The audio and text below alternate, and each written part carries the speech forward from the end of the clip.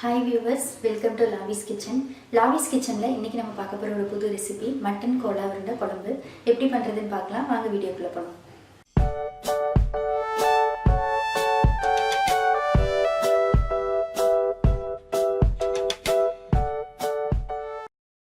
Mutton Cola உருண்டை பண்றதுக்கு நான் இன்னைக்கு 250 கிராம் மட்டன் எலும்பு இல்லாம வாங்கி வச்சிருக்கேன். இதை ஒரு மிக்ஸில மாத்தி நல்ல பேஸ்ட் மாதிரி அரைச்சு எடுத்துடலாம். நெக்ஸ்ட்டு கோலா உருண்டையில் ஆட் பண்ணுறதுக்கு நம்ம மசாலா ப்ரிப்பேர் பண்ணணும். 1 டேபிள் ஸ்பூன் சோம்பு, 1 துண்டு பட்டை, 1 ஏலக்காய், 3 கிராம்பு, இதையும் நல்லா நம்ம பவுடர் பண்ணி எடுத்து வச்சிடலாம். இப்போ மட்டன் கோலா உருண்டை பண்ண ஸ்டார்ட் பண்ணிடலாம். ஒரு பேனில் 1 டேபிள் ஸ்பூன் ஆயில் போட்டுடலாம். அதில் நம்ம அரைச்சி வச்சுருக்க மட்டன், 1/4 டீஸ்பூன் மஞ்சள் தூள், 1 டீஸ்பூன் மிளகாய் தூள், நம்ம அரைச்சி வச்சுருக்க இஞ்சி பூண்டு பச்சை மிளகாய் பேஸ்ட்,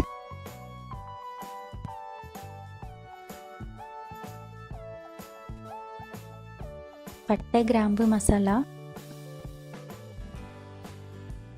இது எல்லாத்தையும் ஒரு டைம் நல்லா இந்த எண்ணெயில் வதக்கிடலாம்.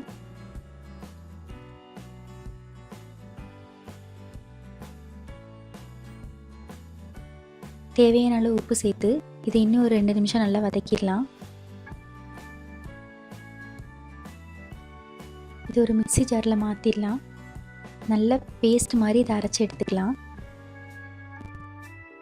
இப்போ நம்மளோட மட்டன் நல்லா ரெடி ஆயிடுச்சு. நல்ல பேஸ்ட் மாதிரி இருக்குது பாருங்கள்.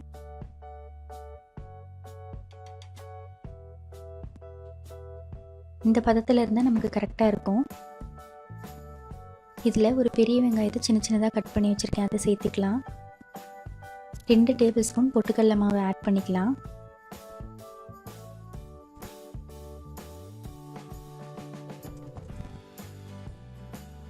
கொஞ்சம் மல்லி இலை சேர்த்து இதை நல்லா பிசைஞ்சு வச்சுக்கலாம். சப்பாத்தி மாவு பிசைகிற மாதிரி இதை நல்லா பிசைஞ்சு எடுத்துக்கலாம்.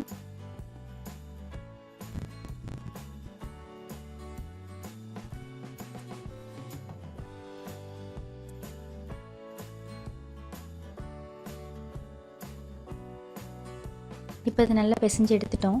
கையில் கொஞ்சமாக எண்ணெய் தடவிக்கோங்க. இதை சின்ன சின்ன பாலாக நம்ம ப்ரிப்பேர் பண்ணி வச்சிடலாம். இந்த அளவில் இருந்தால் போதும். ரொம்ப பெருசாக இருந்தால் அது உள்ளெல்லாம் நல்லா வேகாது. இப்போ அதை நல்லா நம்ம ஃப்ரை பண்ணி எடுத்துடலாம்.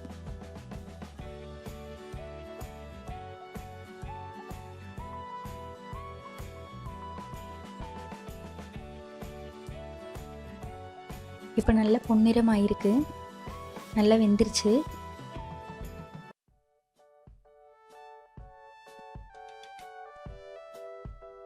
எப்பயுமே லோ ஃப்ளேம்லேயே வச்சு இதை நல்லா ஃப்ரை பண்ணி எடுத்துக்கலாம். ரொம்ப கறி வச்சிட்டோன்னா அதோட டேஸ்ட் மாறிடும். இப்போ குழம்புக்கு தேவையான மசாலா ப்ரிப்பேர் பண்ணிடலாம். 1 துண்டு பட்டை, 3 கிராம்பு, மிளகு, சீரகம், மல்லி, சோம்பு, இது எல்லாத்தையும் ஒரு டைம் நல்லா வதக்கிடலாம். இப்போ இதில் 3 வரமிளகாய் சேர்த்திக்கலாம் காரத்துக்காக. கருவேப்பிலை,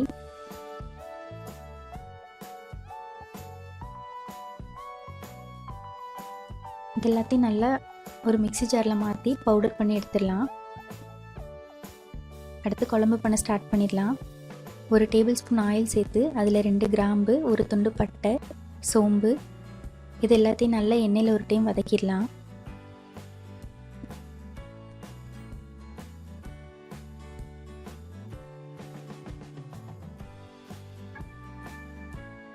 ரெண்டு பெரிய வெங்காயத்தை சின்ன சின்னதாக கட் பண்ணி வச்சுருக்கேன், அதையும் சேர்த்து நல்லா வதக்கிடலாம்.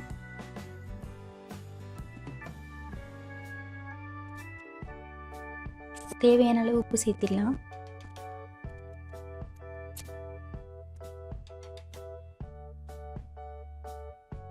இப்போ வெங்காயம் நல்லா வதங்கிருச்சு. இதில் இஞ்சி பூண்டு பேஸ்ட் சேர்த்திக்கலாம்.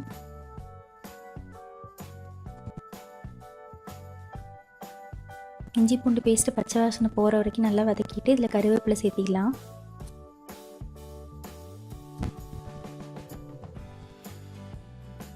இப்போ இது நல்லா வதக்கியாச்சு. இதில் நம்ம ப்ரிப்பேர் பண்ணி வச்சுருக்க மசாலா எல்லாம் ஆட் பண்ணிடலாம். மசாலா கரிஞ்சிடாமல் அதோட பச்சை வாசனை போகிற மாதிரி ஒரு டைம் நல்லா வதக்கிடலாம். 1/4 டீஸ்பூன் மஞ்சள் தூள்,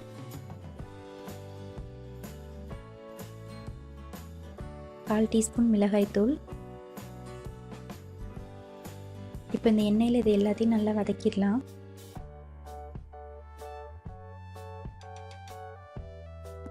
இப்போ மசாலா பச்சை வாசனைலாம் போய் ரெடியாக இருக்குது. இதில் நம்ம கட் பண்ணி வச்சுருக்க 2 பெரிய தக்காளி சேர்த்திடலாம்.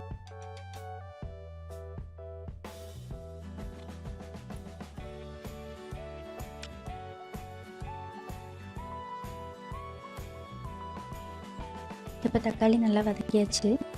இதில் தேவையான அளவு தண்ணி சேர்த்து ஒரு 2 நிமிஷம் நல்லா கொதிக்க வைக்கலாம்.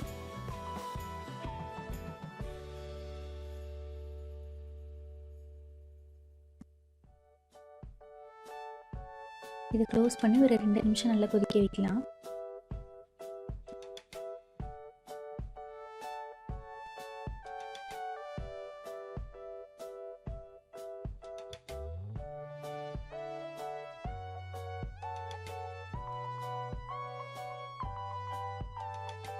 இப்போ தக்காளி நல்லா வெந்து ரெடியாக இருக்குது. இதில் நம்ம அரைச்சி வச்சுருக்க தேங்காய் சேர்த்திடலாம்.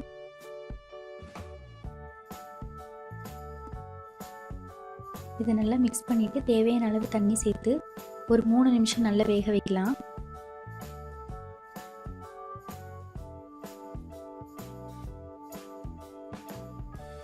உப்பு கரெக்டாக இருக்கான்னு செக் பண்ணிக்கோங்க.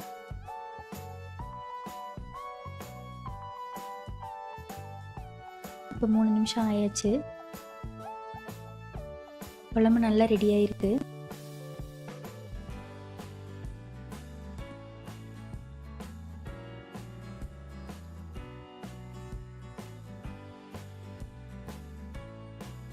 பால்ஸ் எல்லாத்தையும் குழம்புல சேர்த்து நல்லா வேக வைக்கலாம்.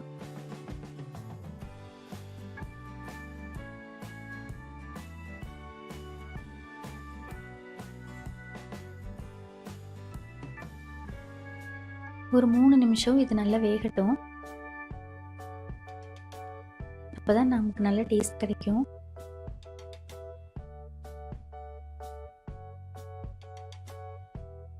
மூணு நிமிஷம் ஆயாச்சு. குழம்பு நல்லா ரெடி ஆயிடுச்சு.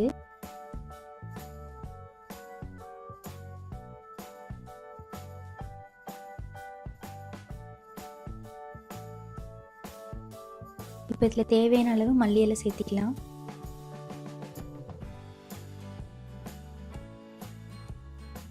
நீங்களும் வீட்டில் ட்ரை பண்ணி பாருங்கள். உங்களுக்கு பிடிச்சிருந்ததுன்னா கமெண்ட் செக்ஷனில் கமெண்ட் பண்ணுங்கள். தேங்க்ஸ் ஃபார் வாட்சிங்.